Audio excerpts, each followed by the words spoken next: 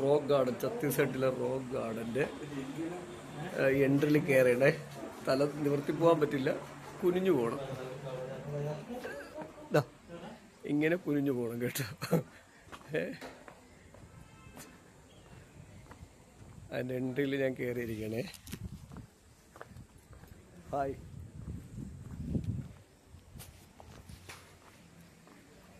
എൻ്റെ എൻട്രി പോവുകയാണേ.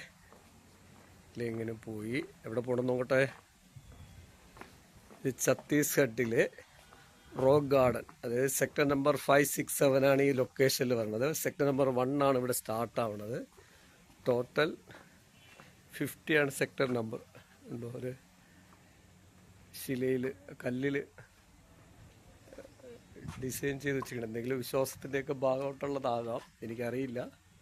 ഞാനിവിടെ വന്നപ്പോഴത്തേക്ക് എൻ്റെ വർക്കുമായിട്ട് ബന്ധപ്പെട്ടിട്ടുള്ള അതിനുള്ള ഹെഡ് ഓഫീസറാണ് പറഞ്ഞത് ഇവിടെ ഒന്ന് വിസിറ്റ് ചെയ്തിട്ട് പോകാൻ. വന്നതല്ലേ കൊണ്ടുവന്നുണ്ട്. പക്ഷേ അത് ഇതാ കണ്ടോ, കല്ലിൽ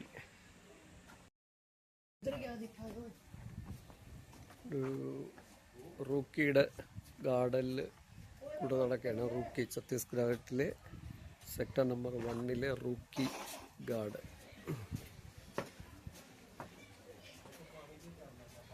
ഇവിടെ ആൾക്കാരുടെ ഇവിടുത്തെ പഴയ ജീവിതമാണ് കാണുന്നത്. നമ്മുടെയൊക്കെ നാട്ടിൽ പഴയ 90-ൽ മുൻപ്, അല്ലെങ്കിൽ ഒരു 500 വർഷം മുമ്പ്, 250 വർഷം മുമ്പ് ആ കാലത്തൊക്കെ ഉപയോഗിച്ചിരുന്ന ഒരു പ്രോപ്പർട്ടിയാണ് കേട്ടോ ഇത്.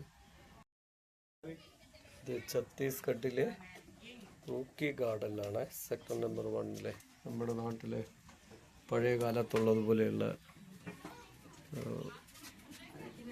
കിച്ചണിൽ ഉപയോഗിക്കുന്ന സാധനങ്ങൾ.